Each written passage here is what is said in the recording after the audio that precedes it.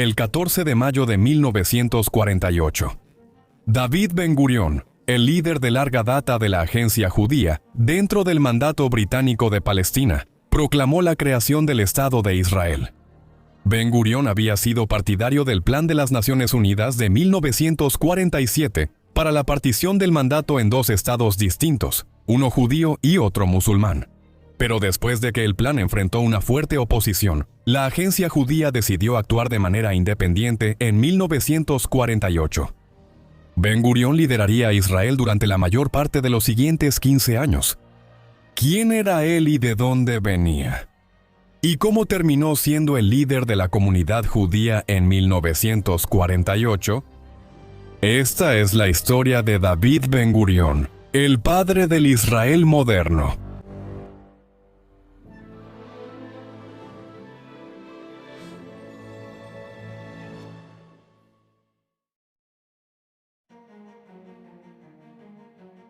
El hombre, conocido en la historia como David Ben-Gurión, nació como David Grun el 16 de octubre de 1886 en la ciudad de Płońsk, en el centro de Polonia, que en ese entonces formaba parte de la Polonia del Congreso, un componente del Imperio Ruso. Su padre era Avigdor Grun, un abogado que ayudaba a los campesinos a redactar solicitudes y peticiones para el tribunal local. Una labor que lo llevó a convertirse en un miembro respetado de la comunidad judía y en una figura conocida tanto por las autoridades rusas como polacas. Avigdor estaba profundamente comprometido con su fe judía y era un partidario de la organización protosionista Ahavät Zion, o Amantes de Sión, que fomentaba la emigración judía a las tierras de lo que hoy son Israel y Palestina, las cuales en el siglo XIX formaban varias provincias del Imperio Otomano. De joven, Avigdor se casó con Shaindel Broitman, una prima lejana e hija de un terrateniente, quien les dio a la pareja 2 casas como dote. Shaindel tuvo 11 hijos, de los cuales 6 murieron jóvenes, incluido el gemelo de David. Shaindel murió en 1897, tras dar a luz a un bebé muerto cuando David tenía 11 años. Los judíos de Płońsk representaban más de la mitad de la población de la ciudad, que era de 8,000 personas a finales del siglo XIX. Las particiones de Polonia. Un siglo antes, entre mediados de la década de 1770 y mediados de la de 1790, millones de judíos polacos y lituanos se convirtieron en súbditos rusos. La mayoría tenía prohibido desplazarse más al este, más allá de una región conocida como la zona de asentamiento en la frontera occidental del imperio, que se extendía desde Lituania y Letonia en el norte hasta Ucrania en el sur. Mientras que la mayoría de los judíos en Płońsk eran artesanos pobres, el pueblo era conocido como un centro de aprendizaje religioso. A pesar de su linaje poco distinguido, los Grun formaban parte del pequeño grupo de intelectuales de clase media que discutían temas religiosos y políticos. A finales del siglo XIX, cuando las comunidades judías en Europa del Este eran cada vez más atacadas por pogromos, la opinión judía estaba dividida entre varios movimientos políticos. Algunos líderes judíos buscaban una mayor autonomía cultural dentro de la zona de asentamiento. Otros esperaban mejorar la vida de las comunidades judías apoyando los movimientos socialistas. Muchos más se unieron al éxodo contemporáneo de millones de europeos hacia las Américas, mientras que un pequeño grupo de intelectuales apoyaba planes para dejar Europa y establecer un Estado judío en el Levante, en una época en la que el Imperio Otomano se estaba desmoronando, y parecía plausible que nuevos países pudieran formarse a partir de su territorio. El objetivo era reunir a la infinidad de judíos que habían sido dispersados por Europa, el norte de África y el Medio Oriente, como resultado de la diáspora judía, y la persecución por parte de grupos como los romanos en la antigüedad, y crear un nuevo Israel. La lucha por crear este Estado sería el trasfondo de toda la vida de David Ben-Gurión. David Grun era un niño pequeño y enfermizo, y recibió cuidados y atención especiales de su madre. El joven era inteligente e introvertido, y la muerte de Shaindel en 1897 tuvo un impacto traumático en su infancia. Esto hizo que se refugiara aún más en sus libros. Recordaba haber aprendido a hablar hebreo junto a su abuelo Zvi Arya Grun, una habilidad inusual, ya que, aunque el hebreo escrito era un idioma literario popular, la mayoría de los judíos europeos solo hablaban yiddish. Comenzó su educación formal a los 5 años antes de asistir a una escuela religiosa judía un par de años después. Aunque no tenía interés en convertirse en un erudito religioso, David se involucró cada vez más en el movimiento Jovavetzion de su padre durante su adolescencia. Al volver de la escuela, David pasaba muchas noches escuchando a su padre hablar sobre la historia del pueblo judío. A pesar de su potencial académico, las opciones de David para la educación superior eran limitadas debido a restricciones financieras y políticas. En noviembre de 1901, Avigdor le escribió al doctor Teodoro Herzl, el fundador de la Organización Sionista Mundial, solicitando ayuda financiera para que su hijo pudiera estudiar en Viena. La carta no recibió respuesta. David solo se enteró de su contenido medio siglo después. Mientras tanto, permaneció en Ponsk, donde aprendió ruso, ayudó a redactar solicitudes para los clientes de su padre y fundó Ezra, una organización de estudiantes judíos que dirigió junto con sus amigos Shmuel Fuchs y Shlomo Tsemak. Además de dirigir estudios bíblicos, el grupo promovía el hebreo hablado y buscaba enseñar el idioma a los niños locales. En abril de 1903, el mundo judío fue sacudido por el pogromo de Kishinev, en el que alrededor de 50 judíos fueron asesinados y cientos más resultaron heridos en lo que hoy es la capital de Moldavia. Los ataques antisemitas en Europa del Este llevaron a Herzl a proponer el Plan Uganda, que contemplaba África Oriental como un refugio temporal para el pueblo judío de Europa, mientras los otomanos aún gobernaban el Levante. El plan dividió al movimiento sionista. David y muchos de sus amigos lo consideraron una traición. En agosto de 1903, cuando David tenía 17 años, él, Fuchs y Tsemak empezaron a hacer planes para emigrar. Sin embargo, David solo tenía la intención de irse una vez que hubiera obtenido un título de ingeniería en la Escuela Técnica Mecánica de Varsovia. A pesar de tales ambiciones, permaneció en su ciudad natal durante otro año. Un retraso que posiblemente fue causado por su falta de voluntad para dejar atrás a una chica de la que se había enamorado. Fue solo después de que le rompieron el corazón que David se fue a la capital polaca a los 18 años. El joven estudió ruso, física y matemáticas para los exámenes de admisión, pero se le impidió presentarlos después de que la escuela técnica restringió la admisión solo a los graduados de preparatoria. La vida en Varsovia resultó solitaria. David también quedó devastado por la noticia de la muerte de Teodoro Herzl en julio de 1904 a la edad de 44 años. Mientras David se desesperaba por su futuro, Shlomo Tsemak dejó Ponsk rumbo al Levante en diciembre como parte de una ola de inmigración conocida como la Segunda Aliyá. Su ejemplo inspiró a otros jóvenes sionistas, incluido David, a hacer lo mismo. En 1905, mientras David hacía sus propios preparativos para emigrar a Palestina, la revolución de 1905 dejó al Imperio ruso al borde del colapso.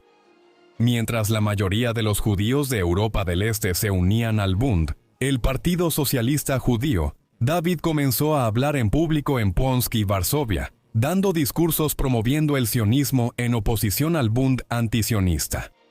A mediados de 1905, ya era un miembro activo de Poelait Zion, o Trabajadores de Sion, fundada por el pensador marxista judío Ber Borohov.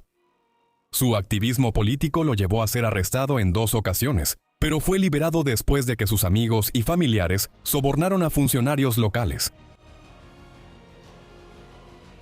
En el verano de 1906, Shlomo Tsemak regresó a Ponsk, con la esperanza de convencer a la hermana de Shmuel Fuchs de regresar con él a la Tierra Santa.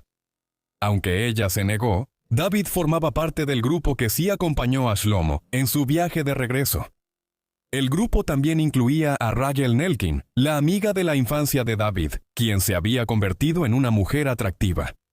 La pareja desarrolló un afecto mutuo y se fue a Palestina junto con la madre de Rachel. David contó con el apoyo total de su padre Avigdor, quien lo ayudó con los gastos de viaje.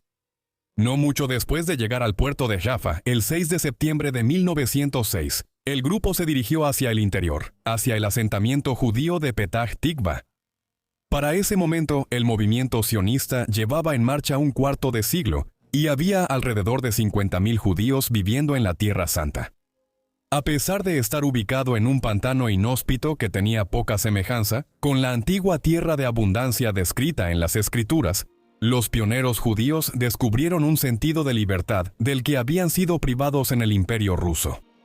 Fiel a sus creencias sionistas socialistas, David Grun estaba decidido a labrar la tierra de Israel, pero cayó enfermo de malaria en pocas semanas.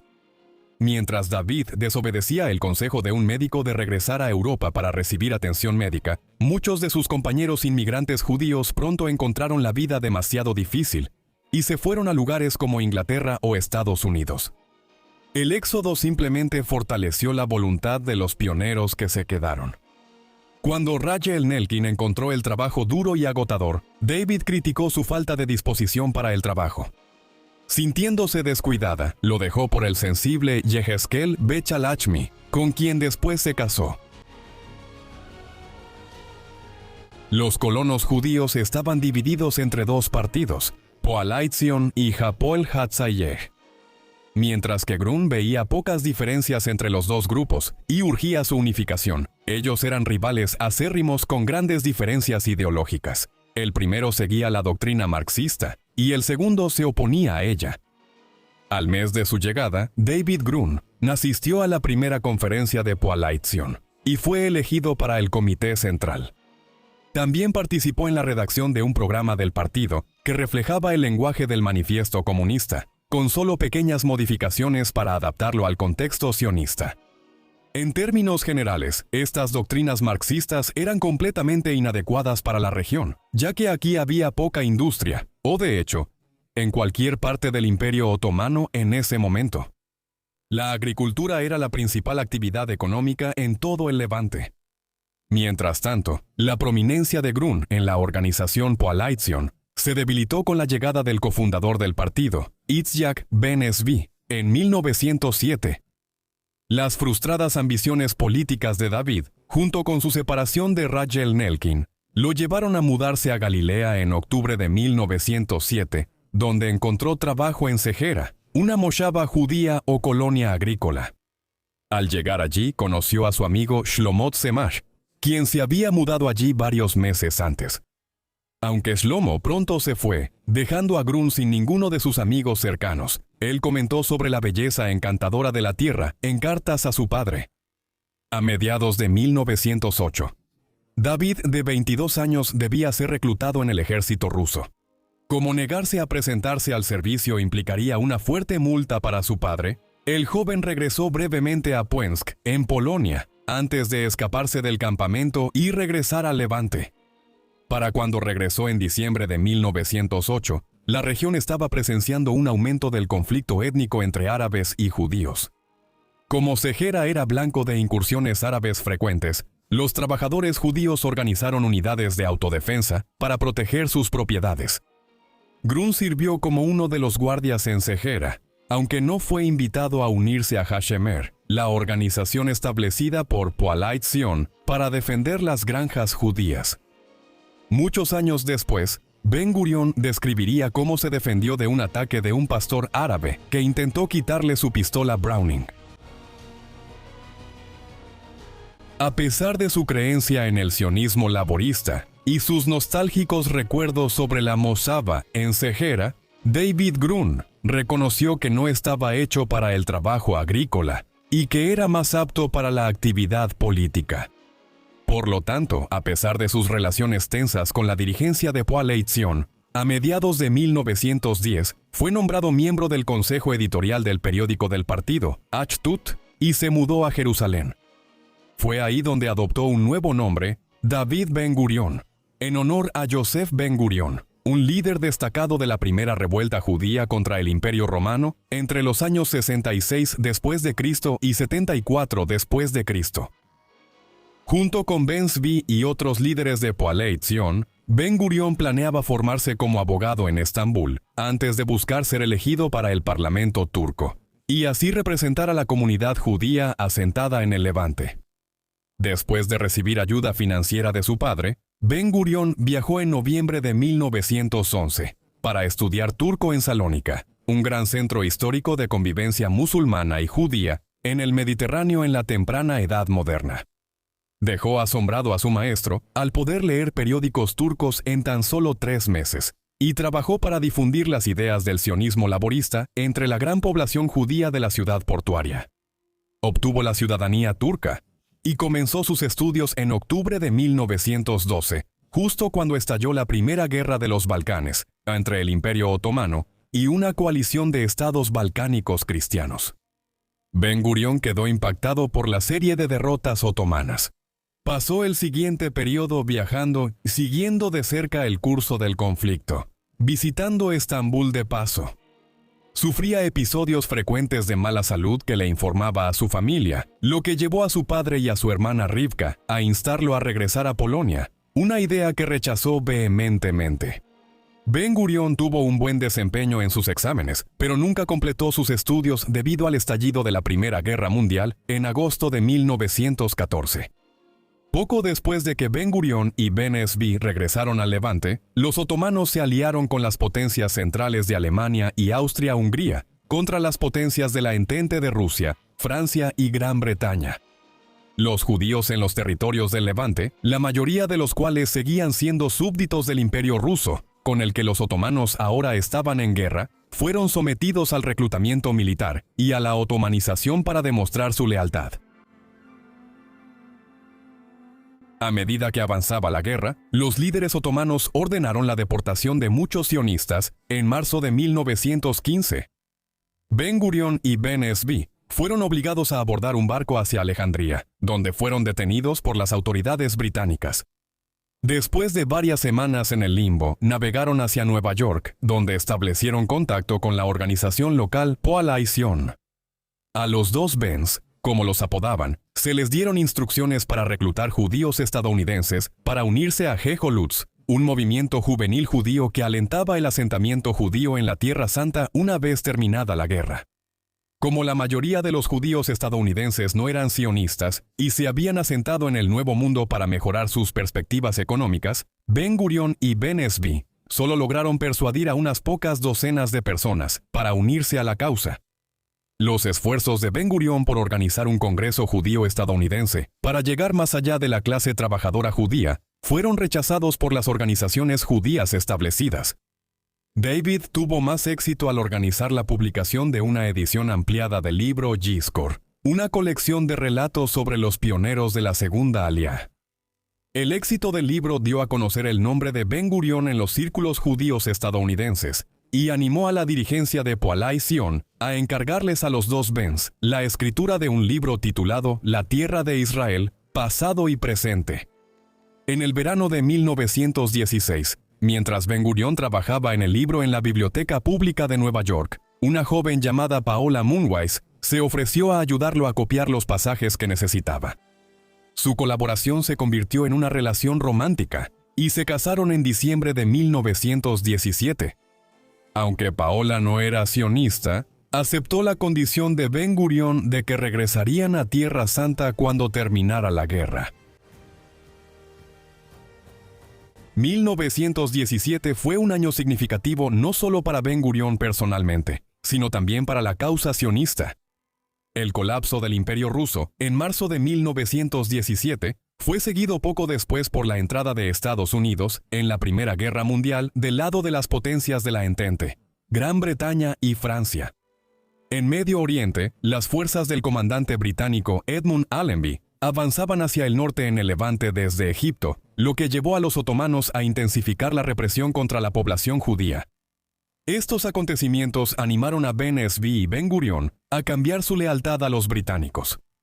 Otros dos acontecimientos que cambiaron el mundo ocurrieron a principios de noviembre: la Revolución Comunista Bolchevique en Rusia y la declaración del secretario de Relaciones Exteriores británico, Arthur Balfour, de que el gobierno británico estaba a favor de establecer un hogar nacional para el pueblo judío en tierras que serían arrebatadas a los otomanos en el sur del Levante una vez que terminara la guerra. Esto fue resultado de una campaña de presión encabezada por el científico Chaim Weizmann, quien fue elegido presidente del Ejecutivo sionista. En abril de 1918, Ben-Gurión se enlistó en la Legión Judía organizada por los británicos para luchar contra los turcos. Su decisión enfureció a su esposa, quien recientemente había descubierto que estaba embarazada. Sin embargo, Ben-Gurión no permitió que nada le impidiera dirigirse al norte, a Canadá, para entrenar. Después de tomar un barco hacia Egipto, cayó enfermo y fue hospitalizado en El Cairo, donde recibió la noticia del nacimiento de su hija, Geulá, el 11 de septiembre de 1918.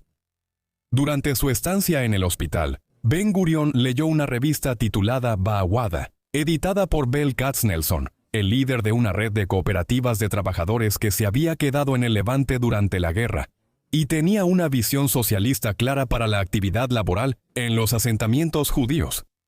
Tras su recuperación, Ben-Gurión buscó con entusiasmo a Katznelson y le presentó un plan para unificar el movimiento sionista socialista, aboliendo los partidos políticos existentes.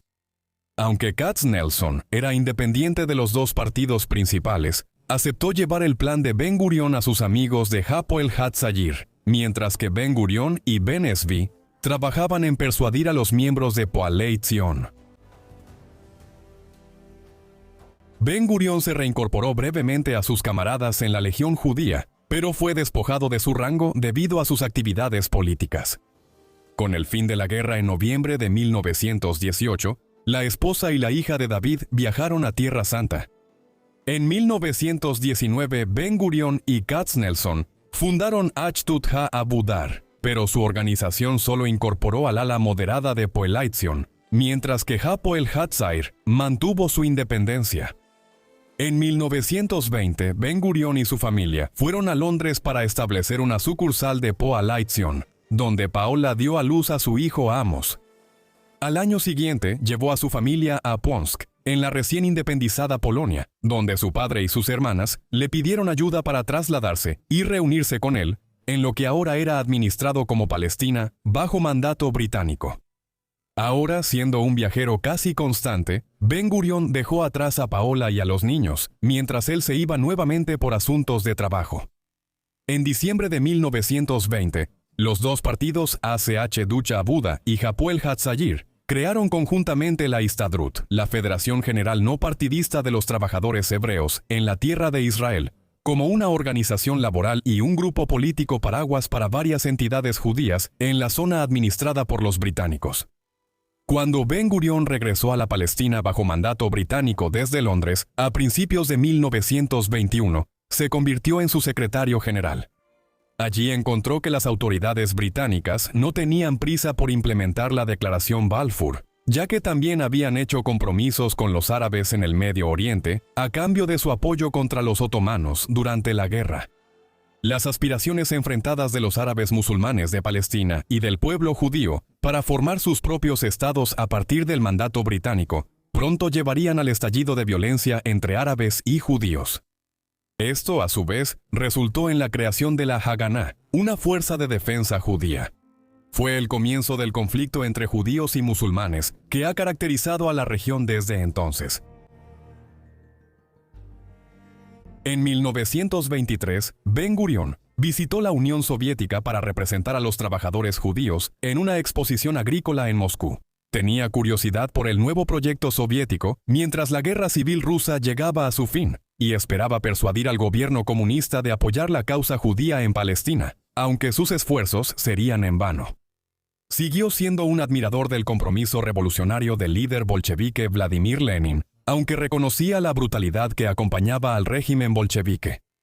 Las esperanzas de Ben-Gurión de establecer un paraíso socialista en Israel se vieron aún más socavadas en 1924 por la Cuarta Aliyá, una gran ola de inmigración a Palestina, impulsada por las políticas antisemitas en la recién restablecida Polonia y las políticas migratorias restrictivas en Estados Unidos tras la aprobación de la Ley de Inmigración de 1924. La mayoría de estos nuevos inmigrantes judíos a Tierra Santa eran gente de Ciudad de Varsovia, que no estaban preparados para fundar nuevos asentamientos agrícolas en el mandato. Su presencia contribuyó al desarrollo de ciudades judías como Tel Aviv y alimentó el surgimiento de partidos políticos conservadores, especialmente el movimiento revisionista liderado por Vladimir Jabotinsky.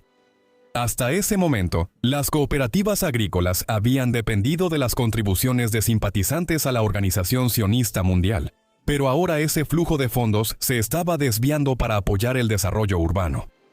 En respuesta a estos acontecimientos, Ben-Gurión escribió artículos argumentando que la clase capitalista judía estaba socavando el sionismo al contratar árabes por un salario más bajo, y que el capital por sí solo no era suficiente para lograr los objetivos sionistas.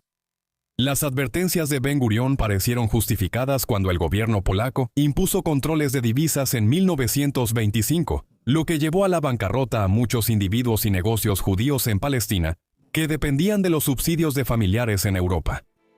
Durante esta crisis, Ben-Gurión y Katznelson concibieron un ambicioso plan para tomar el control del movimiento sionista global. La primera etapa del plan de Ben-Gurión involucró la unificación de Akdut, Habuda y Hapoel Hatzayeh, lo cual se logró en el verano de 1929 con la creación de Mifleget, Poalei Eretz Yisrael, o el Partido de los Trabajadores de la Tierra de Israel, mejor conocido por su acrónimo MAPAI. En 1931, los partidos de los trabajadores obtuvieron el 29% de los votos en el 17º Congreso Sionista, convirtiéndose en la facción dominante en el Ejecutivo sionista. Incluso cuando la oposición revisionista logró impedir la reelección de Chaim Weizmann como presidente. En Palestina, MAPAI continuó involucrado en una amarga lucha con los revisionistas. En la década de 1930, cuando miembros de Beta, la rama juvenil revisionista, llegaron a Palestina en busca de trabajo, a menudo eran excluidos de esas oportunidades. La lucha por el poder en la Palestina judía tuvo lugar en el contexto internacional de la Gran Depresión y el auge del fascismo, con los revisionistas acusando a MAPAI de estar aliados con Stalin, y MAPAI retratando a los revisionistas como partidarios de Hitler y Mussolini. Además, el gobierno laborista de Ramsay MacDonald emitió un libro blanco que se alejaba de la Declaración Balfour e introducía restricciones a la inmigración de judíos a Palestina. La opinión judía estaba indignada, aunque la amenaza de Ben-Gurión de rebelarse contra el Imperio Británico fue embarazosa para sus colegas de MAPAI. La reacción obligó al gobierno británico a dar marcha atrás, asegurando que la proporción de judíos en Palestina siguiera aumentando. Mientras tanto, Ben-Gurión continuó trabajando en sus planes para tomar el control de la organización sionista, viajando a Polonia para hacer campaña por votos clave que decidirían las elecciones en el 18º Congreso, en 1933 y Chaintones. El movimiento obrero aseguró el 44% de los votos y fortaleció su control sobre el ejecutivo sionista. Ben-Gurión se convirtió en jefe del departamento político de la agencia judía, reemplazando a su aliado, Chaim Arlosarov, quien había sido asesinado en junio de 1933 después de firmar el controvertido acuerdo Havara con la Alemania nazi, permitiendo la emigración masiva de judíos a Palestina. El enfoque enérgico de Ben-Gurión en su nuevo papel le permitió convertirse en el líder más destacado de la comunidad judía en Palestina, conocida en ese entonces como el Yishuv. Uno de los temas clave en su agenda eran las relaciones entre los recién llegados judíos y los árabes del mandato. Durante principios de la década de 1920, Ben-Gurión esperaba organizar tanto a los trabajadores árabes como a los judíos a través de la Histadrut, pero pronto reconoció que los sentimientos étnicos y religiosos eran más fuertes que la conciencia de clase. Aunque Ben-Gurión reconocía el derecho a la autonomía de los árabes palestinos, se mantenía firme en la soberanía judía, argumentando que había muchos estados árabes, mientras que los judíos solo tendrían uno. Durante la época de la AMPAS, un número creciente de judíos llegó a Palestina en la década de 1930, a medida que el fascismo se extendía por Europa Central. Ben-Gurión preveía que el pueblo judío pronto se convertiría en mayoría en la Palestina bajo mandato, y creía que la población árabe reconocería lo inevitable y aceptaría un Estado judío. Sus colegas eran más realistas y MAPAI adoptó la propuesta de Katznelson para que ambos pueblos tuvieran representación igualitaria en el Parlamento, independientemente de su proporción en la población. Aunque esto beneficiaría a la comunidad judía, que solo constituía el 15% de la población en Palestina, aunque su número estaba creciendo rápidamente. Esto representaba una gran concesión respecto a la visión más radical de un Estado exclusivamente judío. Poco antes de su asesinato, Arosorov advirtió a Ben-Gurión que los sionistas debían actuar rápidamente, ya que esperaba una gran guerra en Europa, que aislaría a la comunidad judía en Tierra Santa de Europa. Después de asumir el cargo, Ben-Gurión abrió negociaciones con Musa Alami, un asesor del gobierno del Mandato de Palestina, y un estrecho colaborador del Gran Muftí de Jerusalén. Propuso un Estado judío en Palestina, como parte constitutiva de una federación más grande, dominada por árabes en Medio Oriente. Pero aunque las discusiones fueron corteses, sus diferencias políticas resultaron insuperables. Ben-Gurión también sostuvo extensas discusiones con Arthur Wauchope, el alto comisionado británico, con la esperanza de persuadir al gobierno británico de aumentar la cuota de inmigración judía a Palestina. En octubre de 1934, Ben-Gurión se reunió con el líder revisionista Vladimir Jabotinsky en Londres, durante la cual ambos rivales se sorprendieron al descubrir que tenían muchos objetivos en común, lo que permitió una serie de acuerdos para poner fin a los disturbios en Palestina. Aunque el acuerdo fue ratificado por Mapai, fue rechazado por los miembros de Histadrut, de la cual Ben-Gurión seguía siendo secretario general. A pesar del revés, Ben-Gurión permaneció en el cargo, aunque Jabotinsky se separó de la organización sionista por frustración. Como líder del departamento político de la agencia judía, Ben-Gurión demostró que era capaz de ceder en creencias firmemente sostenidas. Por ejemplo, a pesar de sus esfuerzos por promover el idioma hebreo, pronunció su discurso en el 19º Congreso de la Organización Sionista Mundial en 1935 en yidis. Abandonó la retórica de la lucha de clases, restituyó al conservador Chaim Weizmann como presidente de la organización sionista y encabezó una amplia coalición como presidente del Ejecutivo sionista.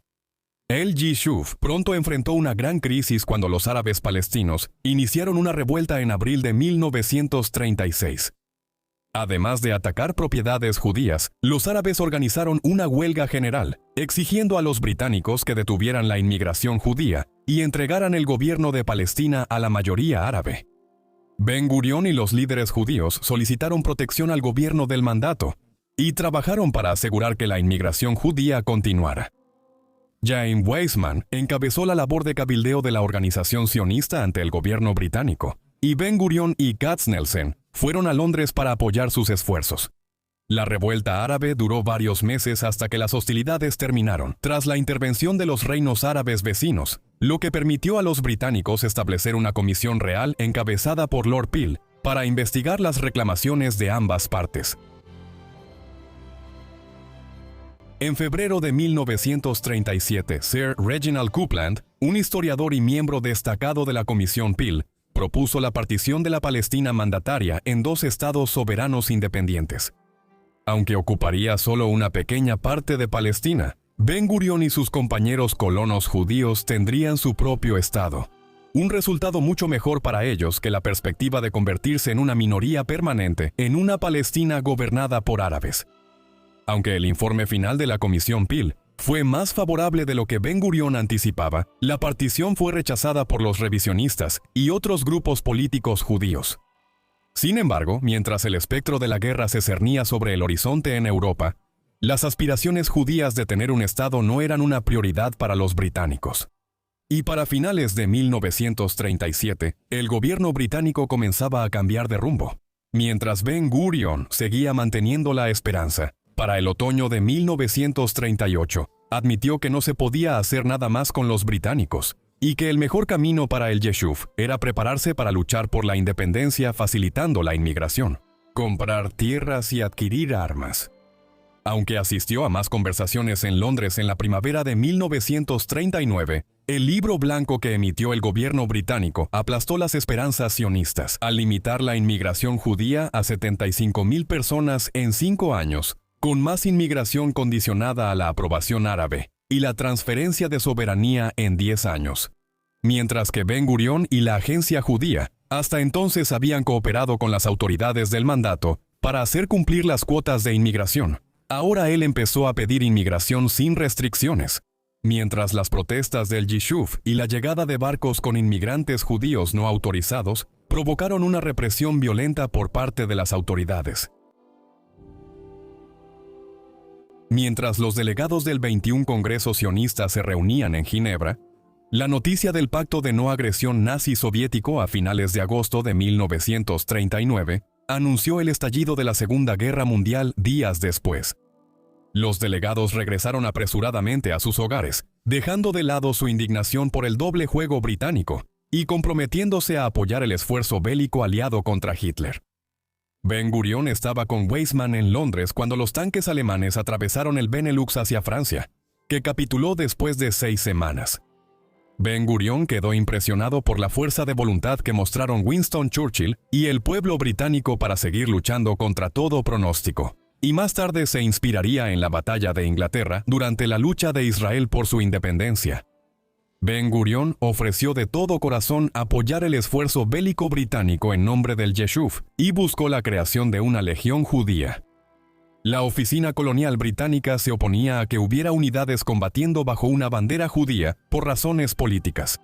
Aún así, decenas de miles de judíos se unieron al ejército británico, incluido el hijo de Ben-Gurión, Amos.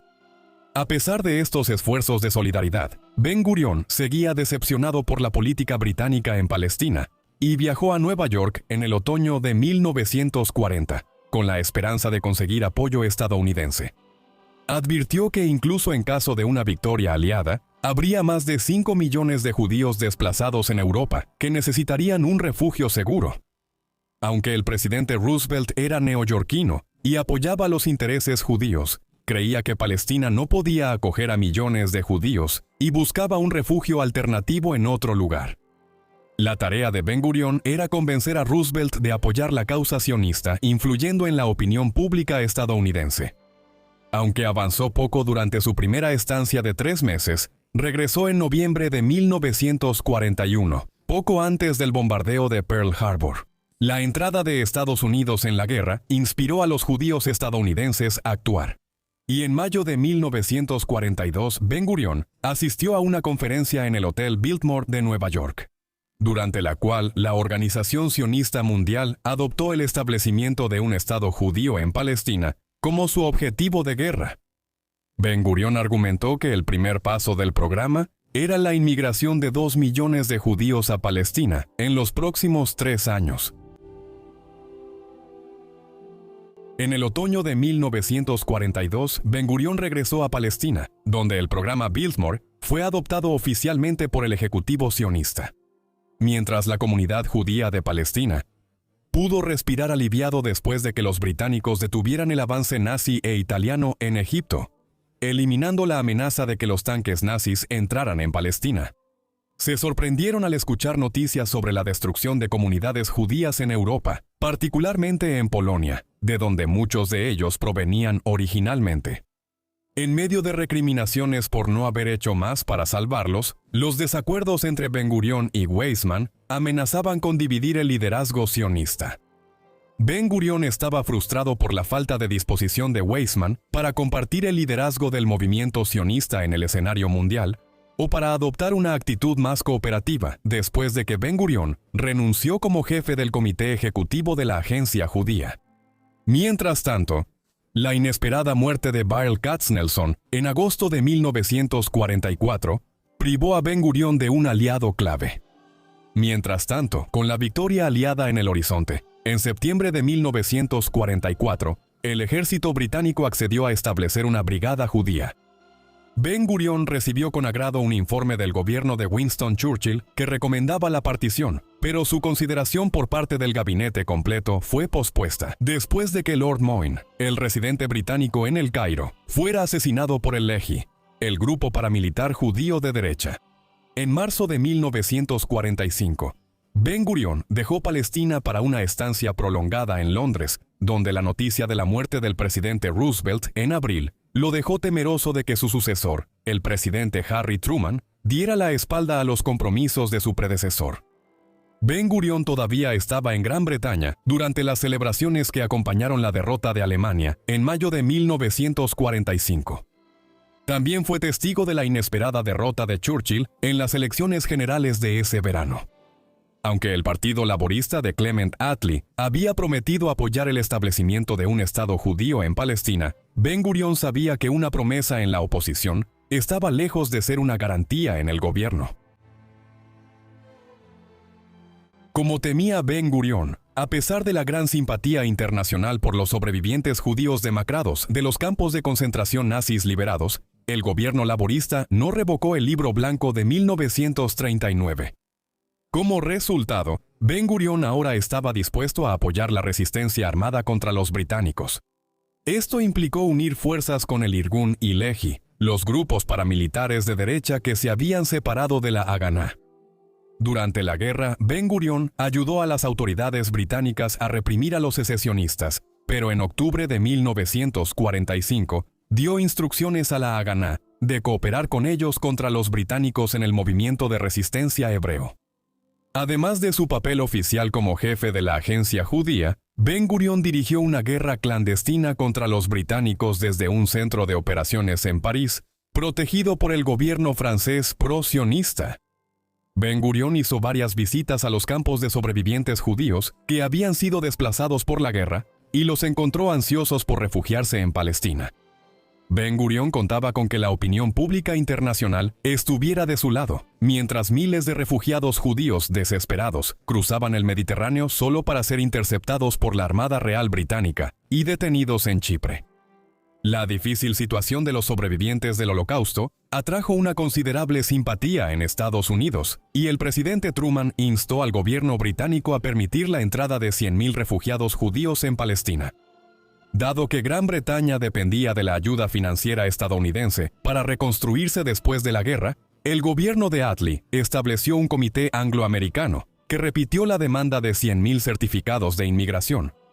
Mientras tanto, las acciones del movimiento de resistencia hebreo provocaron una importante represión británica el 29 de junio de 1946, con redadas dirigidas contra la Haganá, la agencia judía y la Histadrut. Al mes siguiente, el Irgun respondió bombardeando el Hotel King David en Jerusalén, matando a más de 90 personas. El impactante acto de terrorismo llevó a Weizmann a instruir a la Haganá para que pusiera fin a sus operaciones de sabotaje, y la organización dirigió sus esfuerzos únicamente a proteger la inmigración ilegal a Palestina. Mientras los británicos seguían negando las demandas sionistas de un Estado judío, proponiendo un régimen de tutela con comunidades judías y árabes autónomas, una propuesta sionista de partición fue respaldada por el presidente Truman en octubre de 1946. Las ambiciones de Ben Gurión para un Estado judío estuvieron más cerca de hacerse realidad en el 22º Congreso Sionista, en diciembre de 1946, celebrado en la ciudad suiza de Basilea. Con el apoyo de la gran facción estadounidense, Ben Gurión logró que se aprobara el programa para la plena estatalidad, rechazando el fideicomiso británico. No autorizó la reanudación de las operaciones de sabotaje contra los británicos, argumentando en privado que la comunidad judía de Palestina tenía que estar preparado para luchar no solo contra los árabes palestinos, sino también contra los estados árabes vecinos. Ben Gurión permaneció como presidente del Ejecutivo sionista y asumió la responsabilidad adicional de la defensa. Él ya había creado un fondo para comprar equipo militar estadounidense excedente y barato, que era contrabandeado a Palestina, sentando las bases para la industria de defensa de Israel. En febrero de 1947, después de luchar por equilibrar las demandas judías y árabes, el gobierno británico le dio poder a las Naciones Unidas para encontrar una solución a la cuestión palestina.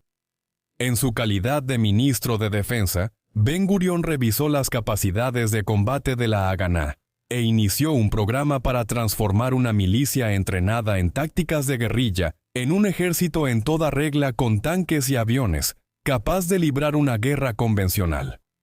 Golda Meirson, quien después sería conocida como Golda Meir, encabezó una exitosa campaña de recaudación de fondos en Estados Unidos para comprar armas.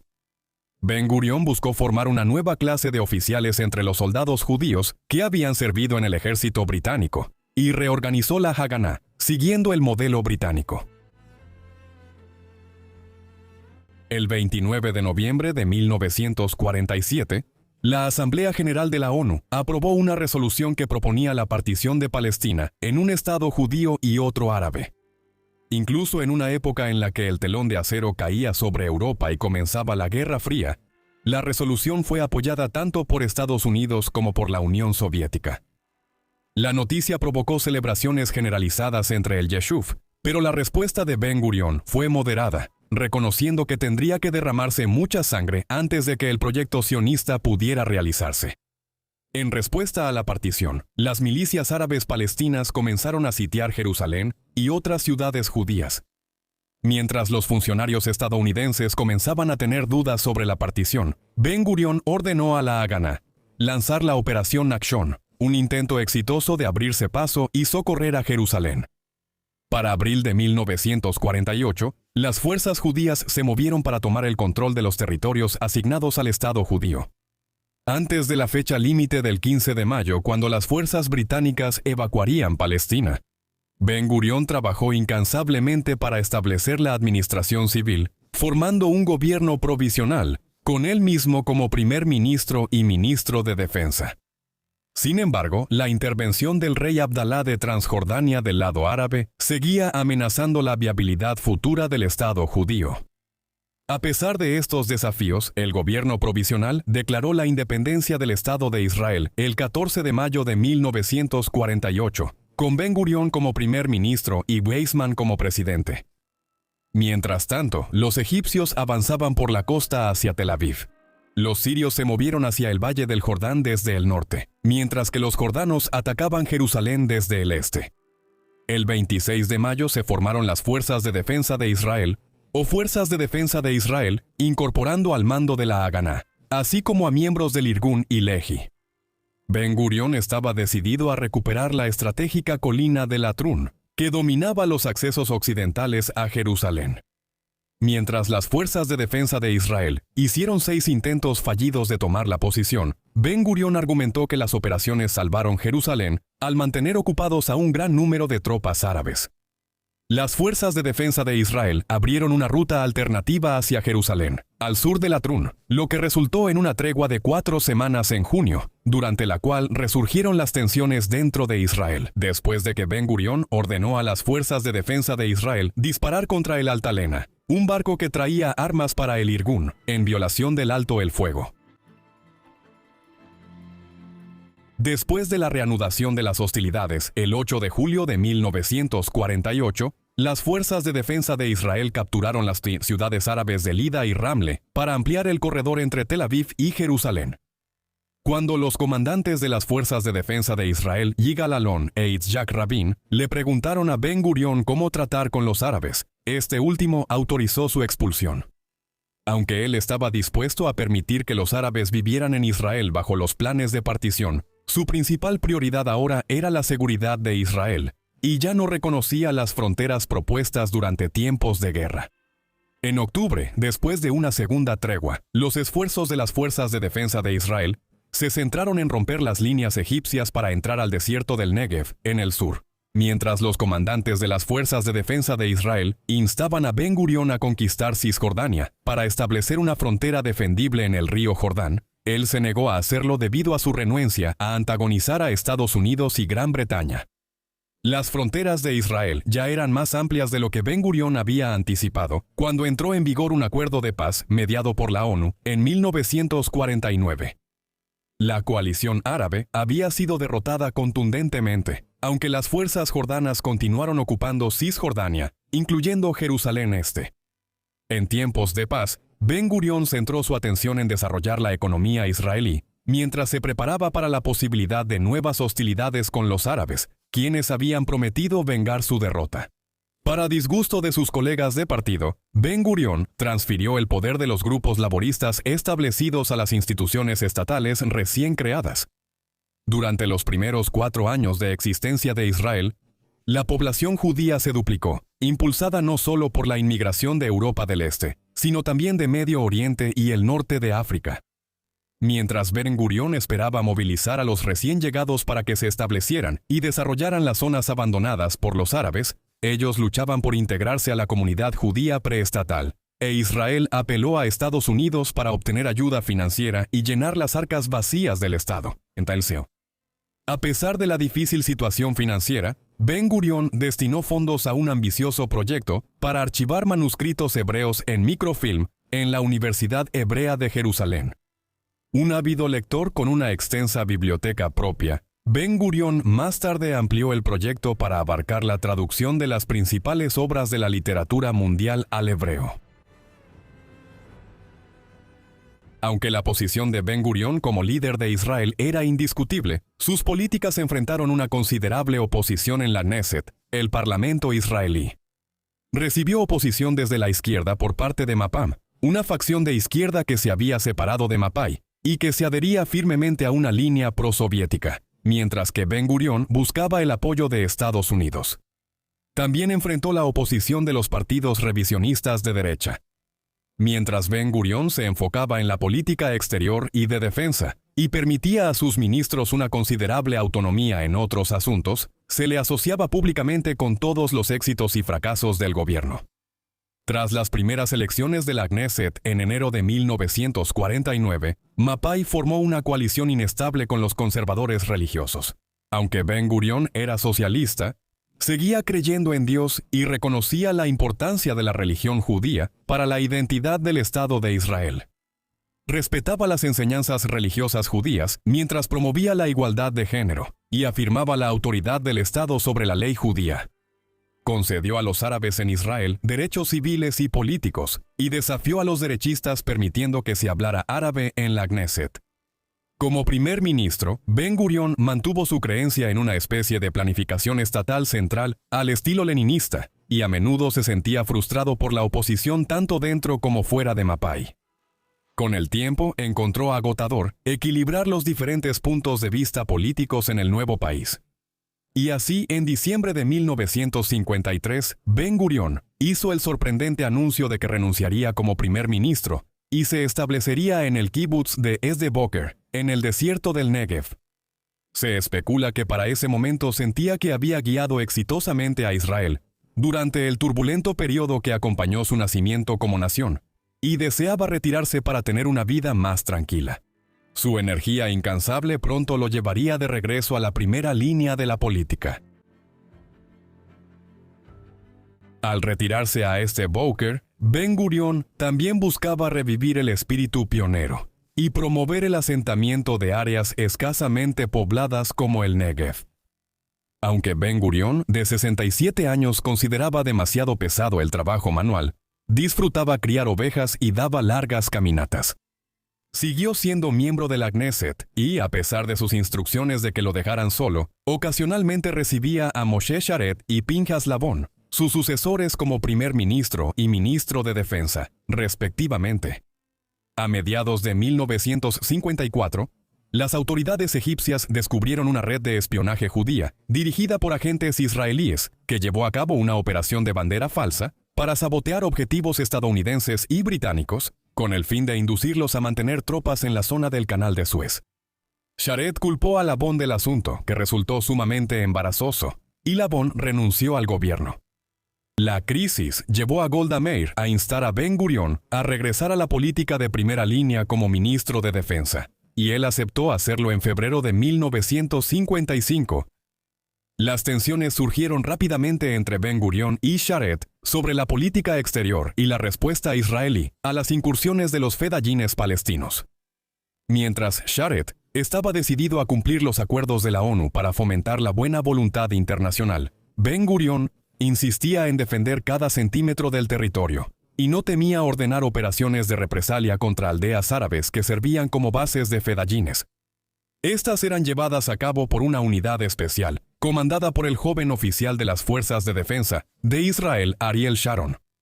A pesar de la condena internacional generalizada por los ataques, que Ben Gurión negó que hubieran sido ordenados por el gobierno. Justificó la acción agresiva de Israel sobre la base de que el país estaba rodeado de vecinos hostiles y tenía que afirmar su soberanía.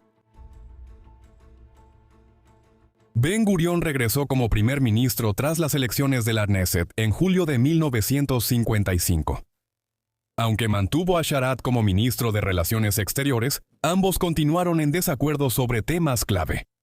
Sharat organizó la oposición del gabinete a los planes de Ben Gurión de tomar el control de la Franja de Gaza de Egipto y forzar la apertura de los estrechos de Tirán, en la punta de la península del Sinaí, cuyo bloqueo por parte de la Marina egipcia cortó el acceso del puerto israelí de Eilat al resto del Mar Rojo. Mientras tanto, el presidente Nasser de Egipto firmó un acuerdo de armas con Checoslovaquia que amenazaba con inclinar la balanza en contra de Israel, lo que llevó al jefe del Estado Mayor de las Fuerzas de Defensa de Israel, Moshe Dayan, a formular planes para un ataque preventivo. Aunque Ben Gurión estaba preocupado por las capacidades de combate de las Fuerzas de Defensa de Israel en una guerra total contra Egipto, destituyó a Sharat para tener un mayor control sobre la política exterior. El acuerdo de Nasser con Checoslovaquia llevó a Estados Unidos a retirar su compromiso de financiar la presa de Asuán, lo que llevó al líder egipcio a nacionalizar el Canal de Suez. Esto motivó a Gran Bretaña y Francia a conspirar con Israel para tomar el control del canal. La campaña, planeada y comandada por Moshe Dayan, se lanzó el 29 de octubre de 1956, cuando paracaidistas israelíes descendieron en el Sinaí, creando un pretexto para que los franceses y británicos aseguraran el canal. Mientras tanto, contra todas las expectativas, las fuerzas israelíes tomaron el control de toda la península del Sinaí en una semana. La operación provocó condena, no solo del bloque soviético, sino también de Estados Unidos, y Ben Gurión estuvo bajo presión en la ONU para retirarse del Sinaí, cosa que se negó a hacer hasta marzo de 1957. Aunque el asunto de Suez resultó en la renuncia del primer ministro británico Anthony Eden y empañó la imagen de Israel en el escenario internacional, dejó a Israel más fuerte que nunca en el terreno y trajo una década de relativa paz. Cuando Israel celebró su 10º aniversario en mayo de 1958, sus vecinos árabes enfrentaban una agitación significativa. En febrero, el presidente Nasser incorporó a Egipto y Siria en la República Árabe Unida. Las fuerzas pro-Nasser, con la esperanza de incorporar a otros estados árabes, lanzaron levantamientos en Líbano y Jordania, mientras que el gobierno iraquí fue derrocado en un golpe militar. Con el apoyo de Estados Unidos, Ben Gurión le entró en un pacto secreto con Irán, Turquía y Etiopía para contener a Nasser, quien era visto como un peligroso vehículo de influencia soviética en Medio Oriente. Al mismo tiempo, Ben Gurión trabajó para mejorar las relaciones con Europa Occidental. Después de una reunión histórica con el canciller alemán Konrad Adenauer en Nueva York, en marzo de 1960, Ben Gurión aseguró compromisos sobre un préstamo para el desarrollo y el suministro de armas. Aunque el acercamiento de Ben Gurión a Alemania despertó oposición tanto de la izquierda como de la derecha, él argumentó que no se podía esperar que el pueblo alemán cargara con la responsabilidad de los crímenes nazis para siempre. Por otro lado, en mayo de 1960 pudo anunciar que Adolf Eichmann, uno de los principales responsables del Holocausto, finalmente había sido capturado en Argentina por agentes de inteligencia judíos y estaba siendo llevado a Israel para comparecer ante un tribunal especial. El juicio de alto perfil a Eichmann llevó ante la justicia a un notorio criminal de guerra. Fue ejecutado en 1962. Aunque esto consolidó aún más la reputación de Ben Gurión como el padre fundador de Israel, conocido cariñosamente como el Viejo, la adoración ocultaba una considerable inquietud dentro de las filas de Mapai sobre el largo mandato de Ben Gurión como jefe del gobierno.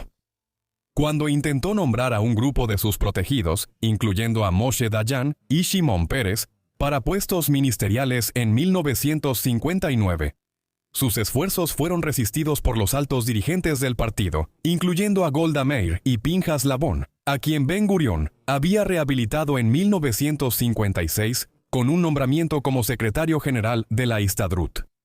Aunque Mapai había mantenido el poder en las elecciones de la Knesset de 1959, la división en la dirigencia del partido se hizo pública en octubre de 1960. Labón culpó a Dayan y a Peres por su salida como ministro de Defensa 5 años antes, y aprovechó las revelaciones de que la inteligencia militar había falsificado su testimonio ante la investigación oficial sobre el asunto para echarle la culpa a Labón. Cuando Ben-Gurión rechazó la petición de Labón de hacer una declaración proclamando su inocencia, argumentando que tal determinación solo podía ser tomada por un proceso judicial, este último compareció ante el Comité de Asuntos Exteriores y Defensa de la Knesset, alegando que había sido convertido en chivo expiatorio por Dayan y Pérez, actuando bajo las órdenes de Ben-Gurión. Las declaraciones de Labón desataron críticas generalizadas contra Ben-Gurión en la prensa y en todo el espectro político. En diciembre de 1960, mientras el caso Labón seguía siendo noticia en Israel, el gobierno de Estados Unidos se enteró de un programa secreto de desarrollo nuclear israelí. Debido a la posición vulnerable de Israel, rodeado de estados hostiles, Ben-Gurión creía que era esencial que Israel desarrollara capacidades nucleares para protegerse, asegurando la ayuda francesa para construir una instalación nuclear en Dimona, en el desierto del Negev, en 1956. Después de que las revelaciones provocaron una amenaza de una nueva guerra por parte de Egipto, Ben-Gurión pronunció un discurso ante la Knesset el 21 de diciembre, afirmando que la instalación no tenía fines militares y que era para satisfacer las necesidades energéticas internas. Aunque la administración de Eisenhower continuó haciendo preguntas, la administración entrante de Kennedy inicialmente se mostró satisfecha con las explicaciones de Ben-Gurión. Mientras tanto, cuando un comité ministerial exoneró a Labón de toda falta, Ben-Gurión anunció su intención de renunciar. En todo caso, permaneció en el cargo y llevó a Mapai a otra victoria electoral en 1961 antes de renunciar en junio de 1963 y regresar a Sderot Boker, donde comenzó a trabajar en sus memorias. Su sucesor elegido, Levi Eshkol, procedió a reconciliarse con Labón y sus partidarios, formando una nueva alianza política llamada Alineación. Antes de las elecciones de la Knesset en noviembre de 1965, Ben-Gurión desafió a su viejo camarada formando un nuevo partido conocido como Rafi. Mientras que Rafi obtuvo 10 escaños, Eshkol ganó las elecciones y permaneció en el cargo. En mayo de 1967, la acumulación de fuerzas egipcias en la península del Sinaí creó una nueva crisis que llevó al rival de Ben-Gurión, Menachem Begin, a invitarlo a unirse a un gobierno de unidad nacional. Cuando el jefe del Estado Mayor de las Fuerzas de Defensa de Israel, Yitzhak Rabin, buscó consejo del anciano, este lo criticó por movilizar a las fuerzas de defensa de Israel antes de asegurar garantías de apoyo extranjero. Aunque Ben-Gurión estaba complacido con el nombramiento de Moshe Dayan como ministro de Defensa, no tuvo participación en la decisión de Israel de iniciar la Guerra de los 6 días el 5 de junio de 1967. Se sorprendió por el éxito de la ofensiva relámpago de Israel, en la que las fuerzas de defensa de Israel capturaron los altos del Golán, Cisjordania y Jerusalén Este, así como la Franja de Gaza y la península del Sinaí. Mientras Ben-Gurión propuso evacuar la mayoría de esos territorios a cambio de un acuerdo de paz que garantizara la seguridad con los estados árabes, reteniendo solo los altos del Golán y Jerusalén, el gobierno israelí se negó a retirarse. El biógrafo de Ben-Gurión, Michael Bar-Zohar, quien lo vio de cerca durante los últimos años de su vida, argumentó que la Guerra de los 6 días marcó el final de la era de Ben-Gurión. Al año siguiente, la esposa de Ben-Gurión, Paola, murió a la edad de 75 años dejándolo desolado. Aunque el matrimonio de la pareja a menudo había sido más por compañerismo práctico y formar una familia que por una conexión cercana, Paola había desempeñado un papel clave tras bambalinas, criando a los hijos y administrando el hogar. Ben-Gurión se acercó a su amigo de la infancia, Shlomo Tsemak, quien se había opuesto a gran parte de su agenda política. La vieja amistad se reavivó, y Ben-Gurión convenció a Tsemak de contribuir con un capítulo para un libro sobre su ciudad natal de Pwensk. Para cuando Ben-Gurión cumplió 85 años en 1971, ya se había reconciliado en gran medida con sus viejos camaradas.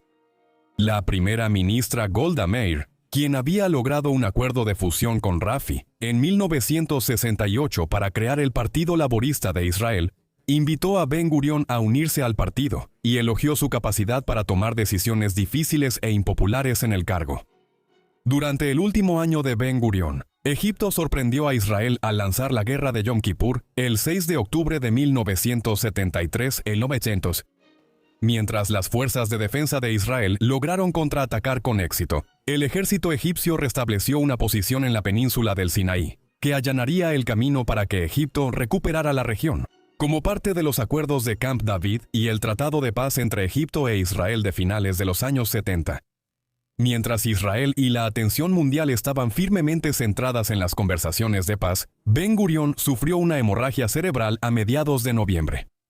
Murió el 1 de diciembre de 1973, a la edad de 87 años. Fue enterrado junto a Paula en Sde-Boker, en una tumba marcada con las fechas de su nacimiento, muerte y llegada a Palestina. Un hombre de baja estatura física, con apenas 1,5 metros, David Ben Gurión, se destacó entre sus contemporáneos como el padre fundador del Estado de Israel. Introducido a las ideas sionistas desde temprana edad en su ciudad natal de Ponsk, en la Polonia del Congreso, Ben Gurión se mudó a la Tierra Santa controlada por los otomanos en 1906 y dedicó su vida a la creación de un Estado judío de Israel. Durante las primeras etapas de su carrera política, Ben Gurión fue un ferviente líder de izquierda que luchó por conseguir un gran número de seguidores para su visión de un Estado judío socialista en Palestina. Después de convertirse en líder del Yeshuv en la década de 1930, Ben Gurión adoptó un enfoque más pragmático mientras buscaba la independencia judía antes de la Segunda Guerra Mundial. Aunque permaneció a la sombra de Chaim Weizmann en el escenario internacional, Ben Gurión dio forma a la agenda del movimiento sionista global, pero pudo hacer poco para evitar el estallido de la Segunda Guerra Mundial y la destrucción de la comunidad judía europea. Después de apoyar los esfuerzos aliados para derrotar a la Alemania nazi, Ben Gurión solicitó la ayuda estadounidense para desafiar la política británica en Palestina, logrando la retirada británica de Palestina y el plan de partición de la ONU que permitió la creación de Israel en mayo de 1948. Tras la independencia, Ben Gurión permaneció al mando para guiar al nuevo Estado a través de grandes crisis, expandiendo las fronteras del Estado y construyendo alianzas con Estados Unidos y Europa Occidental, a pesar de atraer la condena internacional en ocasiones. Aunque sus tendencias autocráticas hicieron que sus compañeros de partido perdieran la confianza en su liderazgo, Ben Gurión fue esencial no solo en la fundación de Israel, sino también en asegurar su supervivencia continua. Hoy en día, es considerado el principal padre fundador de Israel. ¿Qué opinas de David Ben Gurión? Fue un estadista visionario que creó un refugio seguro para la nación judía después de los traumáticos acontecimientos de la Segunda Guerra Mundial. ¿O tiene parte de la responsabilidad por el estallido de la Primera Guerra Árabe-Israelí y el conflicto que ha dado forma a la región desde entonces? Por favor, háganos saber en la sección de comentarios. Y mientras tanto, muchas gracias por vernos.